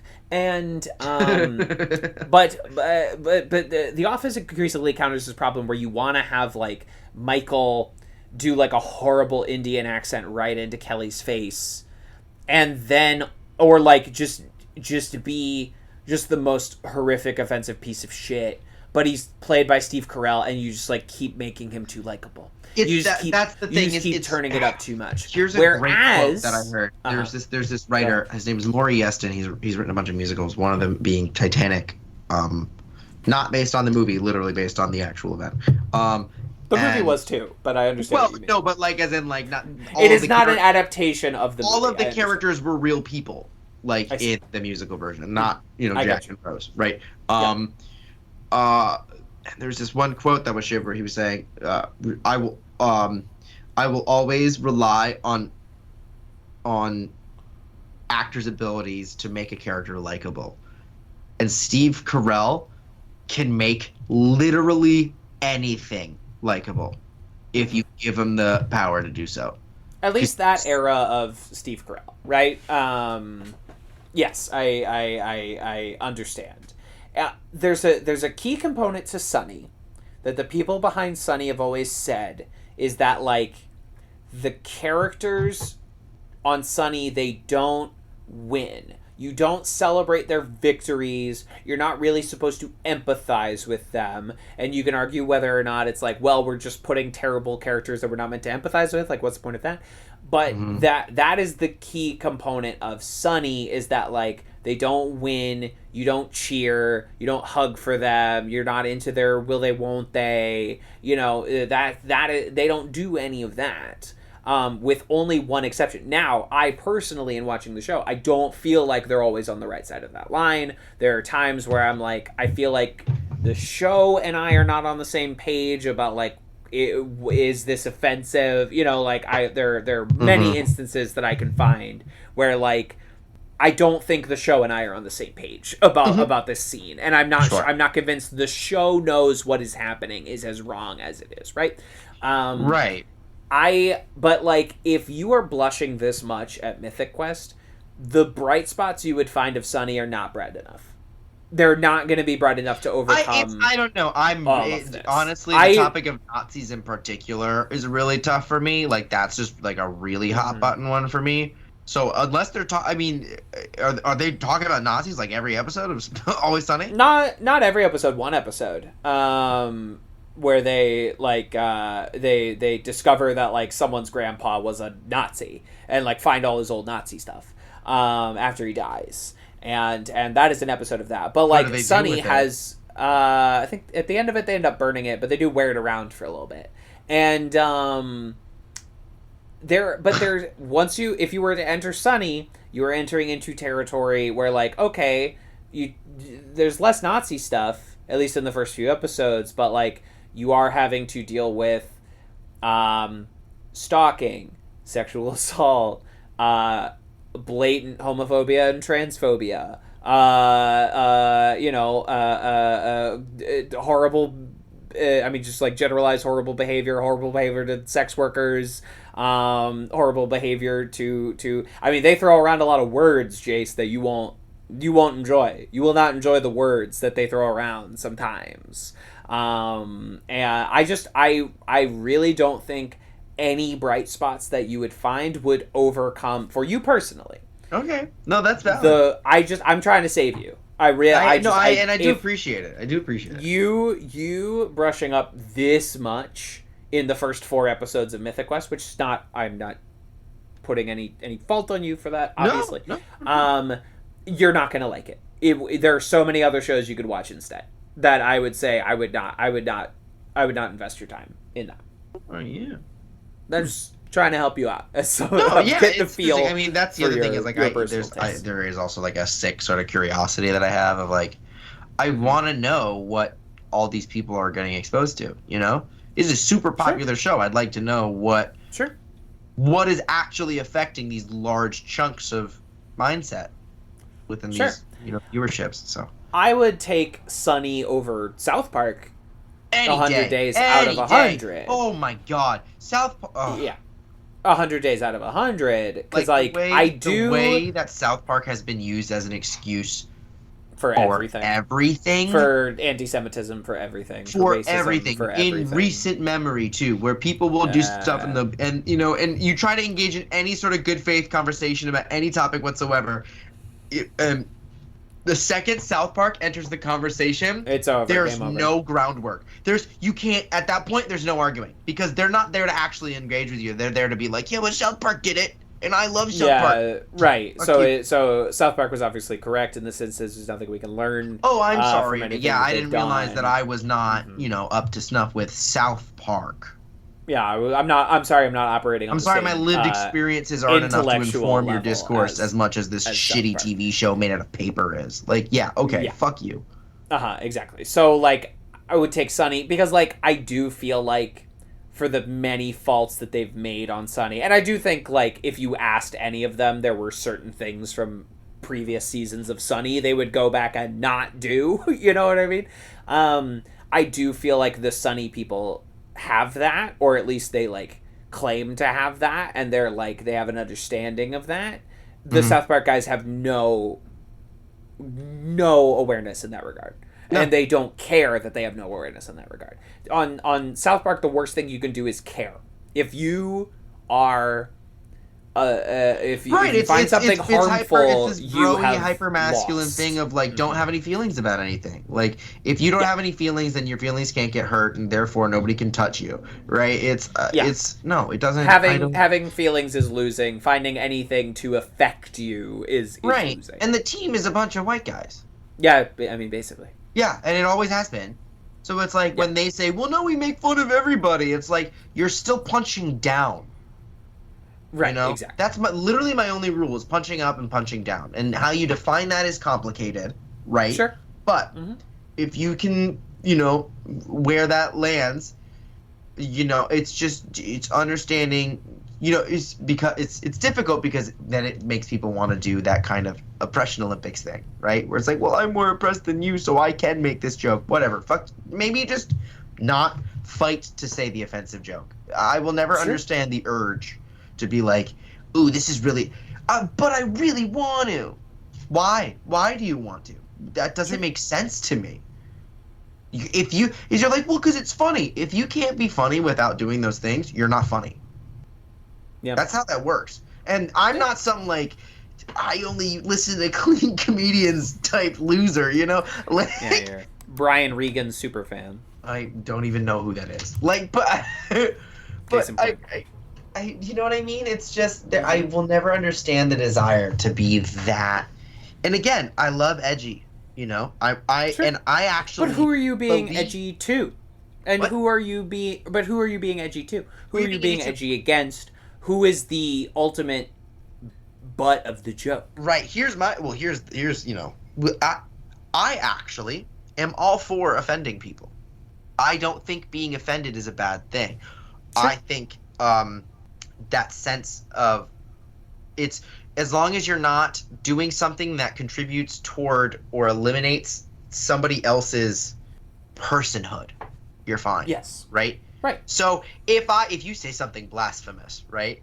Where you're like, hail Satan, and someone's like, oh, you've offended my sensibilities. It's like, dang, that sucks. But also, I'm not hurting anyone. Who are you offending and to what end? Right, and is this perpetuating a violent system? And if I were to say, hey, people, no, exactly. I would not saying hail Satan perpetuates a violent system. You know, exactly. I would say saying transphobic and homophobic shit does perpetuate violent systems. And in that case, you're not just offending someone, you're also encroaching on someone's rights, you know? Yeah. Or rather, not rights, because rights are, you know, beholden to governance. I'm talking about you're encroaching on someone's personhood. Yes. On their autonomy. To be able to say, you know, because you can offend someone by saying, like, oh, man, this Citizen Kane sucks, right? Whatever. Someone will be like, how could you say that? I don't know. Whatever. I just picked a movie, right? No, I understand. But, and I fundamentally believe that being offended is not a bad thing. But I think that there's a line when it comes to what is it reinforcing. And, yeah, being offended is not the same thing as, I don't know. It's you get what I'm saying, right? No, I do. And listening also understand what I'm trying to say. No, I think everyone would be on the same page. I think it was very clear what you were saying, and it's in effect what we've been saying for most of this episode, right? Is like, what is the target? What are you offending? Who are you in relation to that? You know, all of that should be considered in comedy and art in general, or behavior, obviously. But I speaking more to those two things. 100%. You know, I'm all for being offensive to the correct group, the correct people, the correct demographic. The correct, yeah. Well, yeah. Correct might not be the right word, Nazis but you know all you want. Indeed. Exactly. And go for it, and that's open season, baby. I don't know what Nazis think of Mythic Quest or this episode. I did think there was something that I thought was really fascinating, though. They also included, and this is the thing, I'm so torn about it. And it's causing for some good conversation, so, you know, I'm intrigued. Which is why I'm like, well, this is, I don't know. Yeah. We'll ignore It's Always Sunny for now. Yes. They were talking about... I don't think Sunny encourages good conversation. Gotcha. Okay. Well, there you go. They're talking about, he's like, violence is not the answer. He's like, no, violence is always the answer. Or well, it's never the answer. He goes, and they said, and they made a comment. Oh man, I am totally losing track of what I'm trying to say. They made a comment about on how, wars. Like, Nazis. Yes. They're like, it's okay to be violent again. Where he says, well, actually, you know, although historically speaking, the only way that you defeat Nazis is through violence. But, you know, and then he moves on, and I love that take, and I think that take is not shared as much as it should be. It's like, we need to have a very real understanding that it's like, no, these people will not stop at violence. Like, this is not, you know, yes. not to encourage violence, but come on, y'all. Let's not. But like, it's not. We can't treat Nazis with kid gloves. They have like their ideology is based on violence. Right. It's one of those. So this is also. I mean, Nazis have also inserted themselves in punk scenes forever, right? That's always been kind of a thing that they do. They try to co-opt punk scenes. Nazi punks, fuck off. Right, extremists. Yeah. They co-opt these spaces and these things from other marginalized groups, and it's just built into how they spread. But there's this There's a story a friend was telling me a little while back about. He was at this bar. It was a punk bar. This guy comes up, sits next to him, and he orders something, and the bartender goes, "Absolutely the fuck not! Get the fuck out of my bar! I do not care. How dare you?" Right, exactly. It's like, whoa, what's going on? So we asked, "What was that?" And he goes, "That guy's a Nazi." He's like, what are you talking about? And he was like, he had the patches. They're really small. You might not have seen them, but I saw them, and I know the second. And that's what they do. They send one person in, and they send these guys that are like they could be nice guys. They seemingly nice enough guys. Well, you don't just hang out. You can have a conversation with them. It doesn't necessarily go anywhere. They seem like a nice guy, and then once they get there, they infiltrate and they take over, and you can't kick them out. So the second they show up, fuck you, get out of my bar. Yeah, that is long-standing in the punk community specifically. I'm sure it's in other communities, but the punk community specifically, I mean, that is the origins of the Dead Kennedy song "Nazi Punks Fuck Off." Right. It's like you actually play that at a show when you see the Nazis, so you drive them out of there. There are lots of great stories. Like you see them, and everyone must collectively get them out of the space because it must be crystal clear that you were not welcome there, and you're not other, and people will talk about like, oh, that only galvanizes them or whatever. They're galvanized. They're gonna do this no matter what. That's the fucking thing, and it's a fucking read your goddamn Martin Luther King, where he's like, they're gonna do this no matter what. It doesn't matter how we behave. They're like. The debate you hear over and over again, it's like, well, we must behave civilly because it will only make people react racistly if you behave uncivilly. It's like, they're going to act racistly no matter what we do. It doesn't matter. It doesn't matter. No. No one makes anyone be racist. Right. The real danger is the well-behaved moderate. Exactly. People, I don't hear that quote always tossed out during periods of. That's interesting.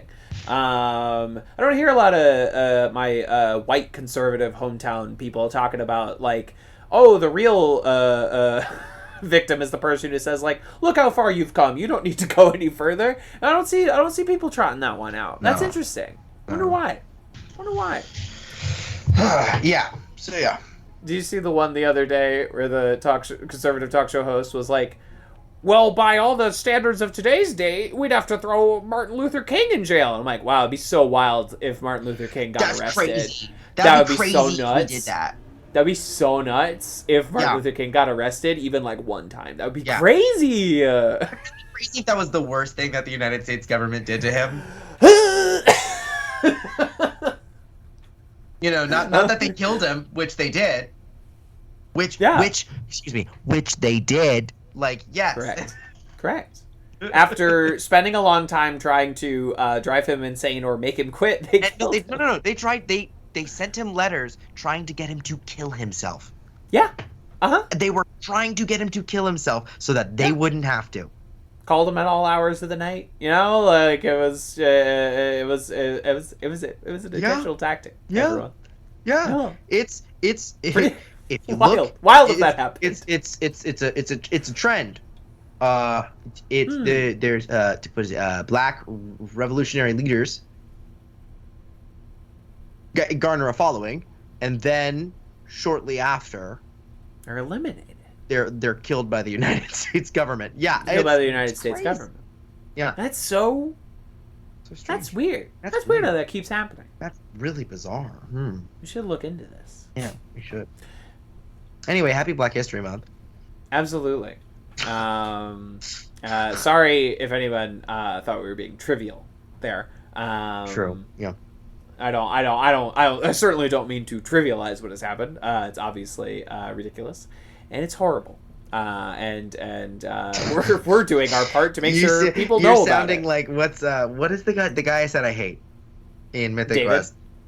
It's ridiculous, and it's horrible. Where he says, we respect women, we value women here, and I was like, oh my god, we value women here.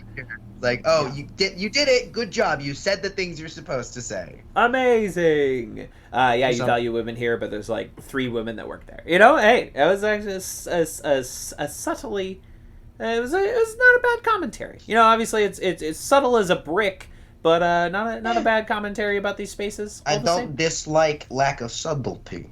I think if you're going, correct me if I'm wrong, but I'm pretty sure subtlety and satire don't usually mix well. No, right? No, subtlety and satire. I mean, as we've discovered over and over again, especially in recent years, you can be as unsubtle as you could possibly imagine, and people will still not get it. So fuck subtlety. Go for it. go full Verhoeven. Fuck it. Do it.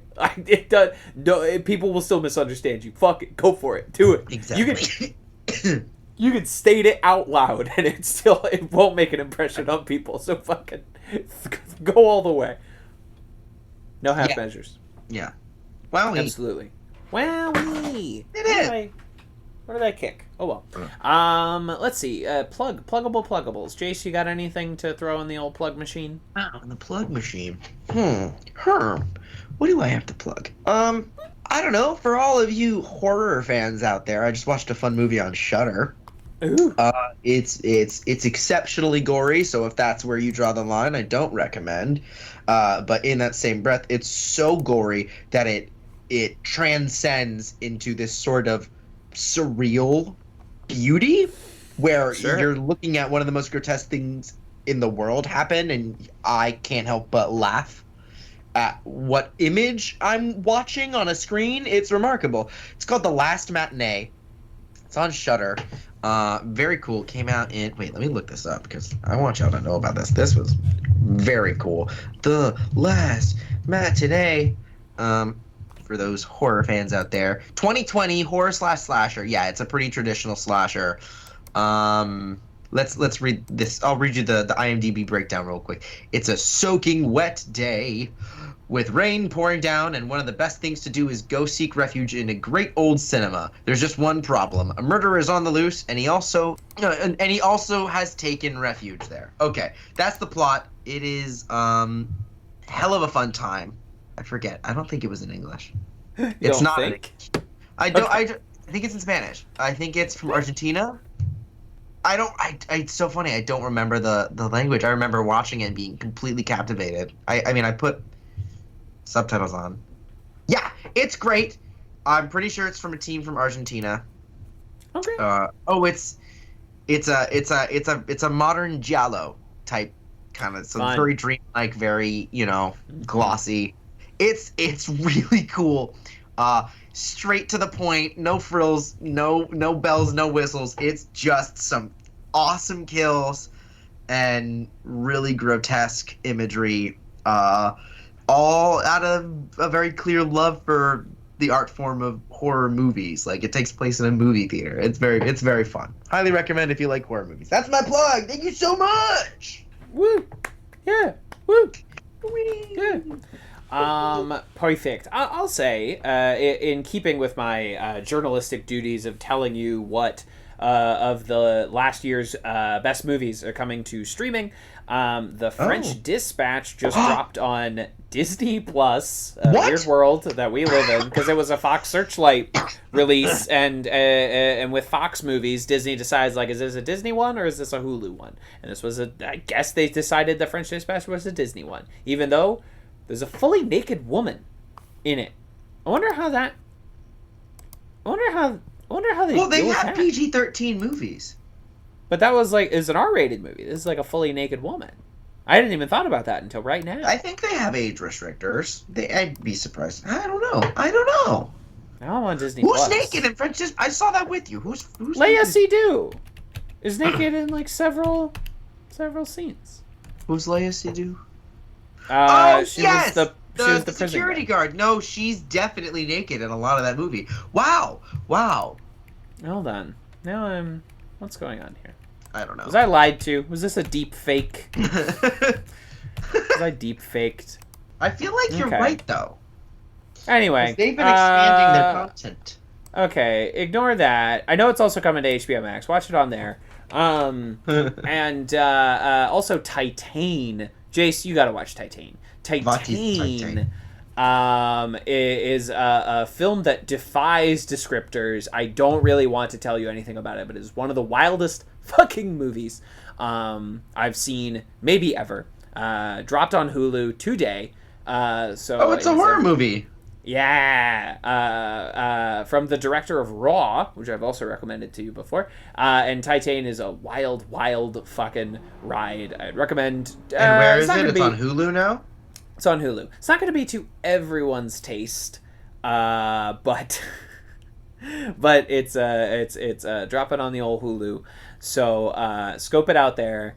So that's basically almost all of, like, my top 20 is streaming. You got the fucking Last Duel. West Side Story is coming. I think that will be on Disney Plus and that HBO will definitely as well. be on Disney Plus. You got all these things. So for everyone who was like, "Oh, I want to see this movie. I would have seen it, but I can't go to the theater." Well, congratulations. It's in your home now. You should watch it. You should watch these films. You should check it. That's wild. Why are you lollygagging? Let's go. Let's get going. Pig is on Hulu as well. Yes, Pig. You've been telling me, you've been singing the praises of Pig for a while now. I gotta put Pig on the John Wick list, actually. Oh no, I think did I already do that? On the John Wick list? Whoa, it's gotta be on the John Wick not what list. I thought it was then. It's gotta be. Well, that's there's a reason. Okay. I haven't seen any of it, so I am excited to find out. It is perhaps a defiance of anyway. You don't understand anything of that. I have no idea what you're talking about. Have been fully failing to say, and that is perfectly all right. Anyway, so all those things are now streaming, and I will investigate that French Dispatch Disney Plus thing, because I think maybe that was not in America, because in not America they have like R-rated movies and shit on Disney Plus, but it is only here where Disney Plus has these like weird puritanical restrictions. That's so frustrating. Isn't that something? I think, not to talk about Marvel movies, but I think if they were allowed to be R-rated movies, some of them would be better. Some of them would be better, but also they're like superheroes. It's for babies. I don't think we should. I don't think bringing superheroes to R-rated territory is like really, like, Deadpool's fine, but like they should be. Like, the comic books kids. Are all R-rated though. I mean, there are some of them that are for the kids.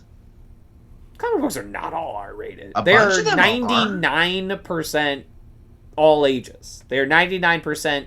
Like, teen is the one they have to put on there because there's violence. 99%. You know what? I've read more DC comics than I have read Marvel comics. Same for them. What? Same for them. They have a couple comics that are not, but those are like specific and they're like cordoned off behind like a velvet rope stanchion line. 99% of all superhero comics are for children, or are kind of for like a nebulous middle ground. But it's not as if superhero comics is this den of sin and depravity. I don't know. I can think of so many comic books that have dropped the F-bomb enough times to be rated R. And they're like superhero comic books that are not. Like, you might have me there. I'm not saying the medium of comic books is for children. I'm obviously not saying that. No. But big two superhero stuff. There is like very, very little of big two superhero stuff that is not like all ages, as it should be, because they're superheroes, and we should not ask superheroes to be for adults. We should go be adults. In my personal opinion. Yeah. Like Blade, that's a different story because he's like killing vampires and things. Right. Like there should be blood in Blade. Right. But that is a rare. But Iron Man should not be rated R. No. Captain America should not be rated R. I would like to see an R-rated Doctor Strange. Like I want to get nightmarish. There's no reason for that. He's a surgeon. Okay. We don't watch him do surgery. That's just kind of his cover. But I just think like that intersection with gore and body horror. I think there's so much ripe there for good storytelling. Someone should just do something. I mean, there's plenty of movies you could watch for that. They're just not about Doctor Strange. Right. No, I'm just saying. I don't know. I understand. I get what you're saying, but like there's plenty of things out there. They're just not gonna have Doctor Strange. Yeah, I know. I'm sorry.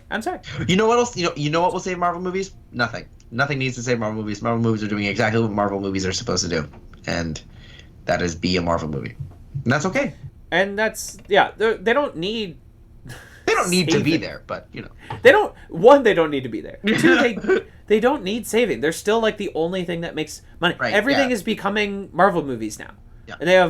And they have one trick, and they're like, look, it's this guy from this other movie. Look, You know what was a good superhero movie that I watched the other day? Raya and the Last Dragon. Oh, okay. I didn't see that coming. I didn't. Yeah, right. Thank you. I watched it and I was pleasantly surprised by it. And I was like, this is actually pretty cool and not what I expected of a Disney movie. It's like they made a superhero movie for kids, and it had good fight sequences. It was a lot of fun. It caught me off guard several times. Usually these kids' movies don't. I didn't see an ending coming twice, which is like multiple endings, like Clue. I love that movie. I love Clue. That's what will save Marvel movies. Have multiple endings, like Clue. Yes, please. Can we please? One of these Marvel movies should end with Captain America coming out and be like, I'm going to go have sex with my wife. What is that? That's the ending of Clue. Oh, yeah. That's the very ending. If you watch like all three endings. No, yes, that's right. There's I told you I didn't Clue, do it. Starring Britta Perry's parents. My wife. I'm gonna have sex with my wife. Kev, you gotta watch Dave Made a Maze. Like you simply must. You keep hard selling on Dave Made a Maze. What? One day I'll watch that guy make a crazy maze. I honestly it's such a quick watch, Kevin. When you watch it, it's gonna change your world. I guarantee. Change my world, much like Dave's crazy maze changed the world of his friends as they ventured into it. Right. Right. Exactly. Yeah. I don't know. There's Eddie. You fuck my wife. You fuck my wife. It's a running bit and it's great. It's great. I see this. It's great. That's from something else too. They're referencing something. They are They're referencing something. I don't know what they're referencing. Fuck my wife? No, there's like a film crew in the movie. No, it's super meta and super awesome. Oh, okay. One of the guys from The Office is in it. The guy, Dwight's friend, that goes to the volleyball thing with them. That really awkward, weird dude that knows shit. I don't know. I haven't seen the early seasons of The Office in 14 years. That's fine. Half of my life. I have not seen the early episodes of The Office since they were happening live on television. That's valid. That's super valid. I'm sorry. No, you're fine. I literally just watched it, which is why I'm thinking of it in terms like that. All right, so this episode has gone on way longer than I thought. Here's some Office things that I remember from 14 years ago. I remember when Dwight is talking about growing bean sprouts, and he's like, and they're going to grow this tall. He brings his hand down to the floor. That was fun. I like that one. I don't remember that. Stapler and Jell-O. Yes. Folding wrapping paper to look like a chair. And he sits and there's no chair. It's the whole desk and the whole chair. Yep. Yeah, that's pretty good. Asian Jim, but I didn't see Asian Jim until years later. So that was actually new to me. That was funny. And then just a lot of horrible, Michael Scott yelling racial epithets at Kelly. Angela throws her cat through the ceiling, and then it comes down in a different part of the ceiling. Yeah. They kidnap a pizza guy, and it's that kid from Glee. Yes. Wow, you remembered that. That's wild. Amy Adams. Mm-hmm. She's in it for a little bit. Amy Adams. Before she was Amy Adams. Before she was Amy Adams. I feel like most of this cast was before they were this cast, you know? That was wild. You forget that it's oh yeah, that's why I know Ed Helms. That was Ed Helms. That was that's why we know Ed Helms. What's her name? Krasinski. John Krasinski, yes. What's her name? She then went on to do Parks and Rec. Oh, Karen Filippelli. Yes. Rashida Jones. Yes, yes. Mindy Kaling, obviously. Mindy, yes, obviously. Yeah. Obviously. Anyway, this episode should have ended a long time ago. Yeah, I don't know why we...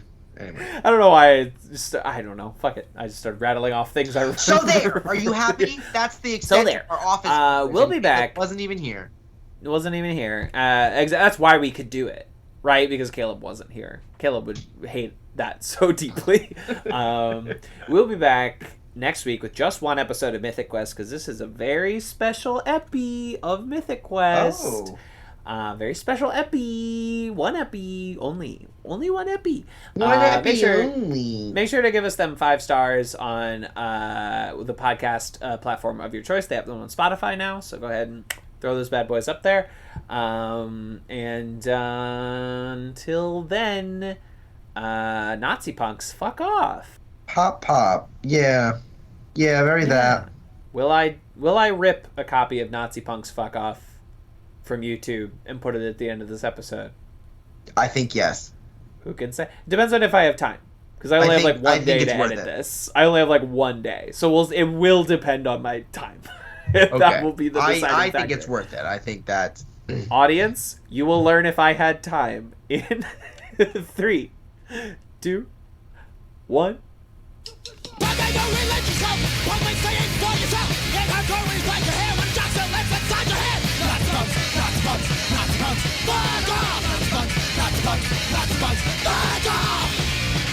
If come to fight, get out of here! You ain't no better than the bouncers! We ain't trying to be police, so you ain't the cops, it ain't anarchy! Nazi punks, fuck off! Nazi punks, fuck off! Take that your point, what a man! They fight each other, the police state wins! Stop your backs and trash our holes! Trash your bank if you got real balls! There's nothing like the guns, the cool! Real Nazis on your school, like conscious business.